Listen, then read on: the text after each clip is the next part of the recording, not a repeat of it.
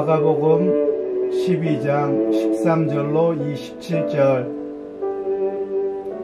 그들이 예수의 말씀을 책잡으려 하여 바리새인과 헤롯 땅 중에서 사람을 보내매 와서 이르되, 선생님이여, 우리가 아노니 당신은 참되시고 아무도 꺼리는 일이 없으시니 이는 사람을 외모로 보지 않고 오직 진리로서 하나님의 도를 가르침이니이다.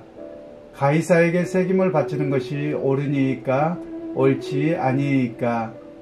우리가 바치리이까 말리이까 한데, 예수께서 그 외식함을 아시고 이르시되, 어찌하여 나를 시험하느냐?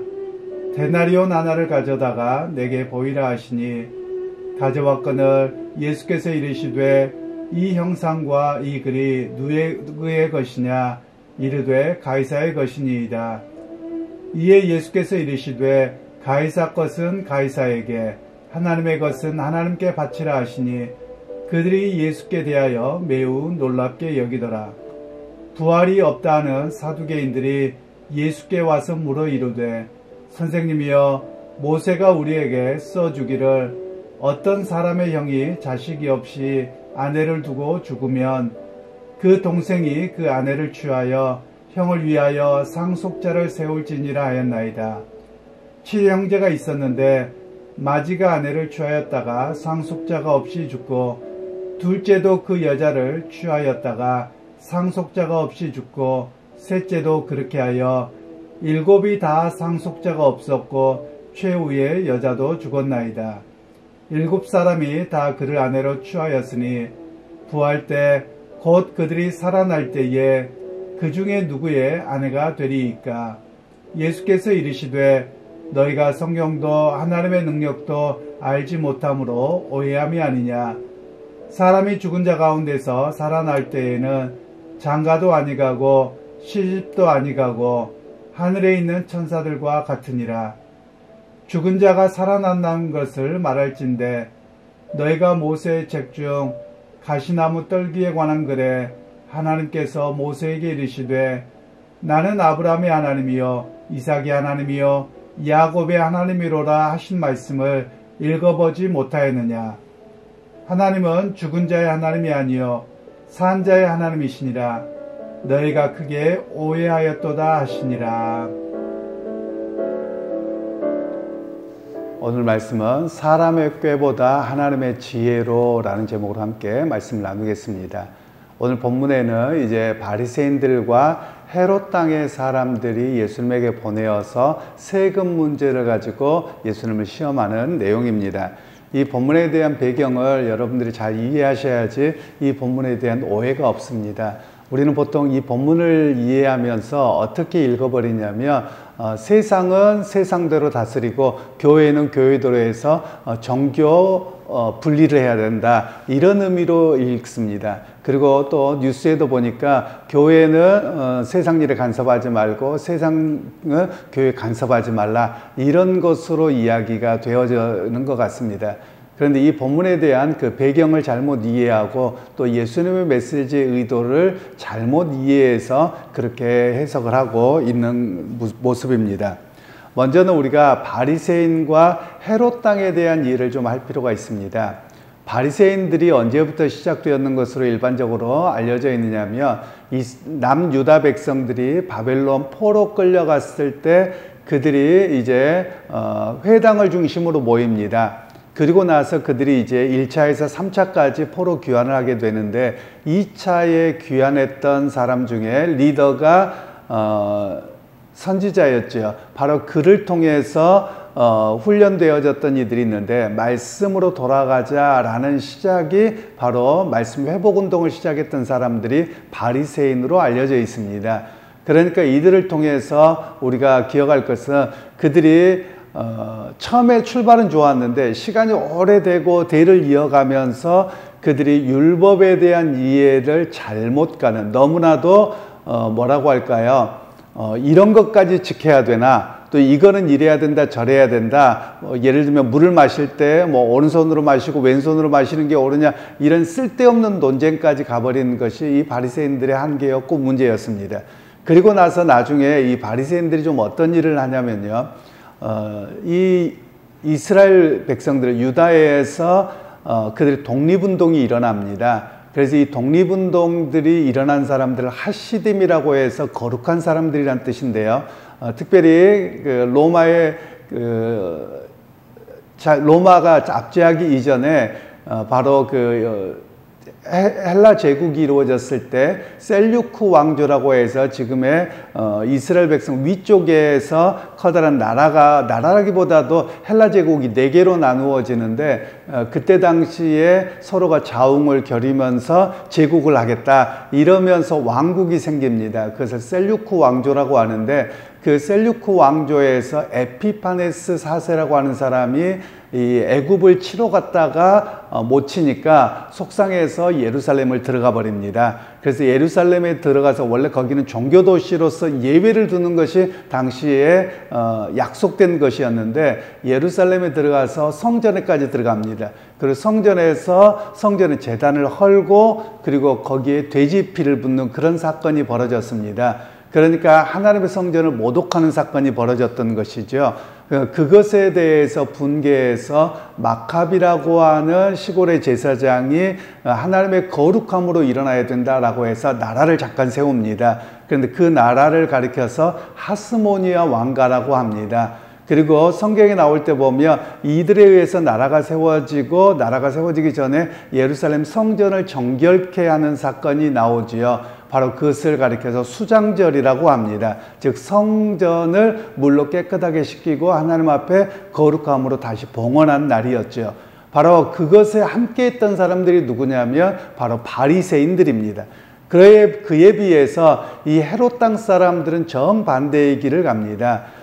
앞에 말씀드렸던 것처럼 하스모니아의 왕가의 마지막 공주가 왕자가 없었습니다. 그래서 이제 막을 내리게 되는데 그 공주가 미디암네라고 하는 사람인데 헤롯 대왕의 부인입니다. 그러니까 헤롯이라고 하는 사람은 에돔 사람에도 불구하고 내가 이 왕가의 공주 마지막 왕가의 사람과 결혼했기 때문에 내가 왕으로서 누릴 자격이 있다. 대릴사위의 역할을 하면서 그렇게 그가 자기를 주장하고 왕으로서 노릇을 하게 됐습니다.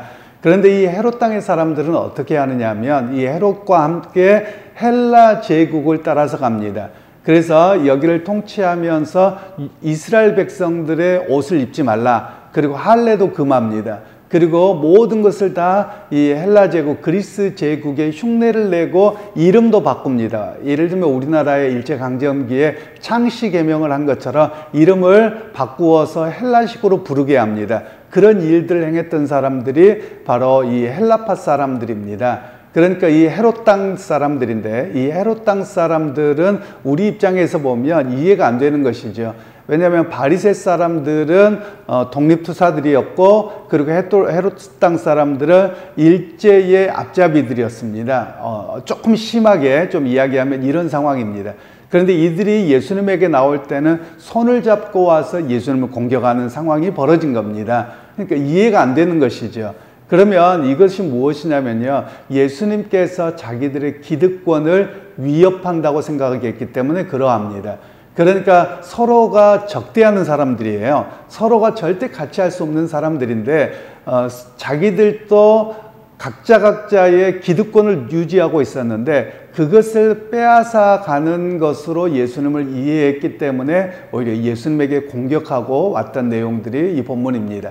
그러면서 당시에 세금 문제가 있었는데 이 바리새인들 중심으로 해서 신앙이 경건한 사람들은 이 문제를 어떻게 해야 되느냐, 내지 않아야 된다. 왜냐하면 로마가 불법적으로 우리를 압제하고 있기 때문에 내면 안 된다.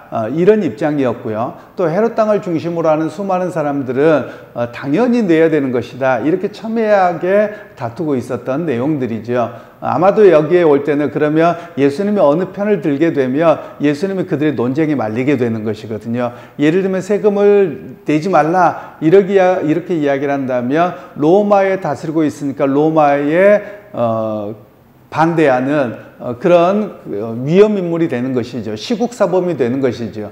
만일 그런데 내야 된다라고 하면 유대인들 입장에서는 여기는 원래가 종교적으로 예외 도시였고 세금 면제 도시였거든요. 그리고 우리는 하나님께만 그런 의무를 가지고 있는 것이지 세상 왕에 더군다나 이방인에게 그럴 수 없다. 그러면 어떻게 됩니까? 매국노가 되는 것입니다.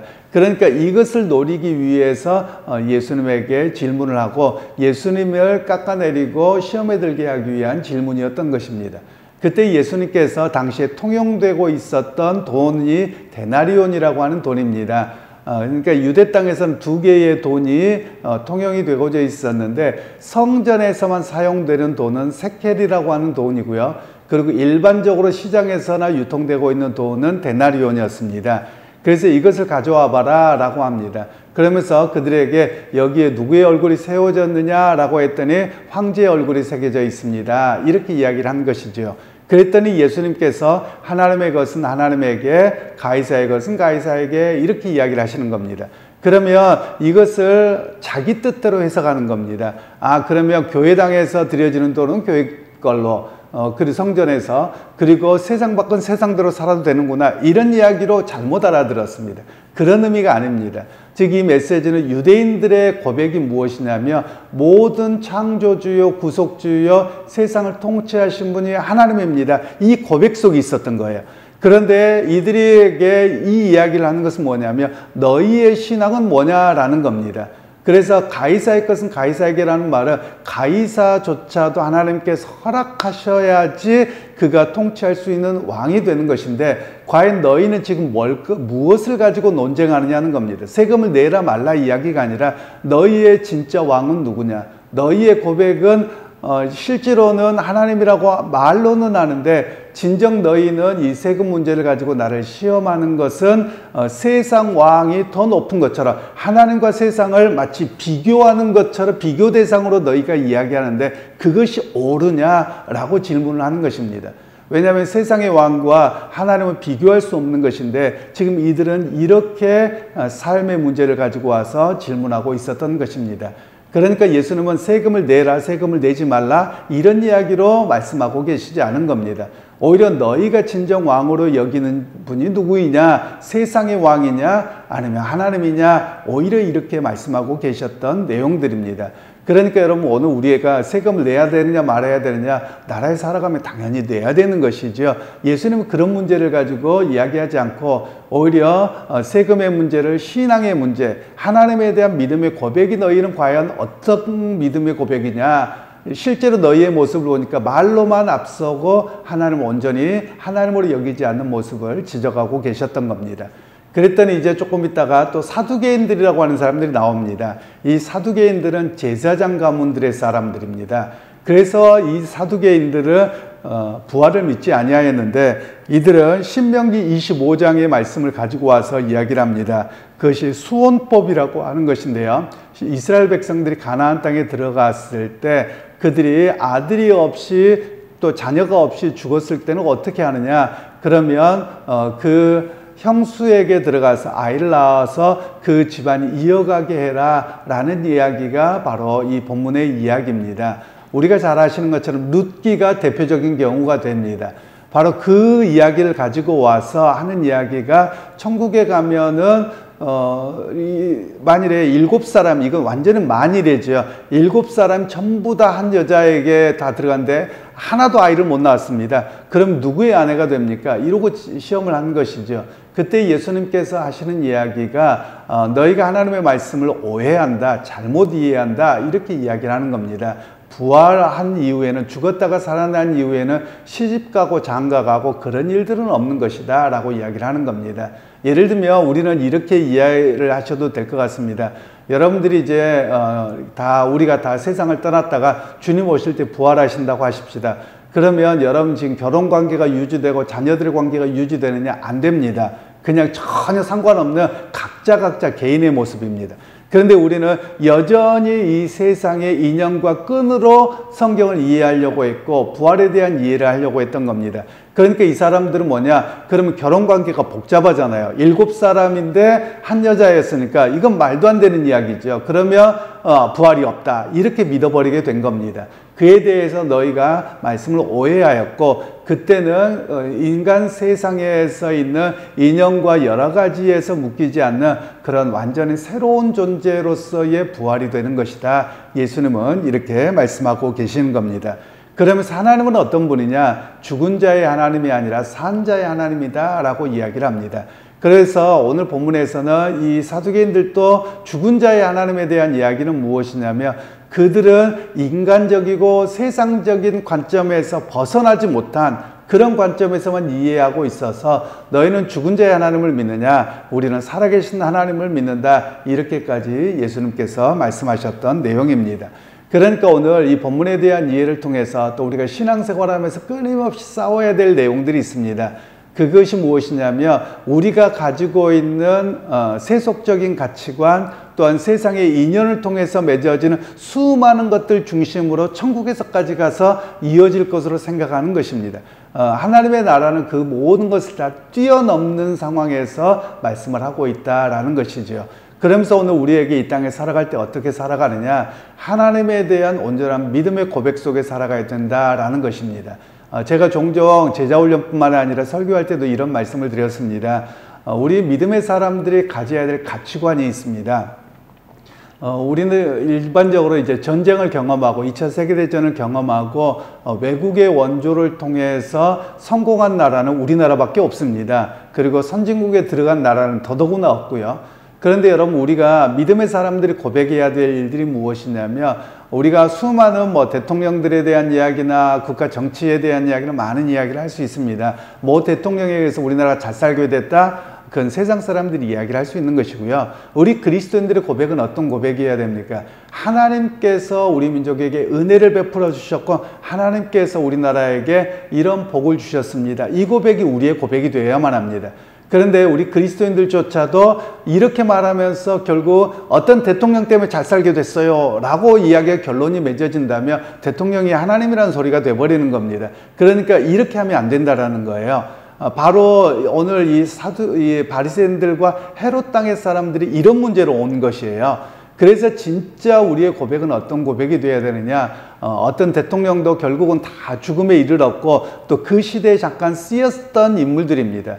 바로 우리가 고백해야 될 것은 하나님의 역사였고, 하나님께서 그들을 사용하셔서 우리 민족에게 은혜를 베푸셨고 복을 주셨습니다. 이 고백이 우리 고백이 되어야 함을 이야기하는 겁니다.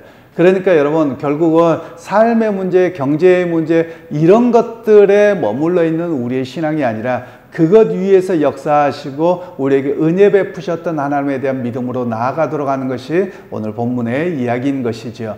그러게 여러분, 오늘 하루를 살아가시고 또 여러분의 믿음으로 여러분의 인생을 되돌아보면서 지금까지 인도하셨고 함께 하셨던 하나님, 앞으로의 삶 속에서도 함께 하시고 또 이 나라도 주께서 주의 통치 가운데 있습니다. 그래서 주님의 통치 가운데 평안하고 은혜가 가득한 그런 우리의 삶의 모습으로 되게 하옵소서. 이런 고백 속에서 오늘 또 나라를 위해서 기도하실 수 있기를 소원하고요. 또 주님의 역사를 기대하고 살아갈 수 있는 자리에서는 그런 우리 모두가 되시기를 주님의 이름으로 축원합니다. 하나님 아버지, 오늘 또 유대의 지도자들이 자기의 사고에 얽매여져 있고 또 자기의 파당에 따라서 성경을 임의적으로 해석함으로 결국 하나님의 왕권 되심을 부인하는 자리까지 이르렀음을 봅니다. 하나님, 오늘 또 우리가 그리스도인으로 살아가는데 세상의 정치에 얽매여서 그 가치관에서만 이야기하다가 하나님의 다스림과 통치권을 잃어버릴까 두렵습니다.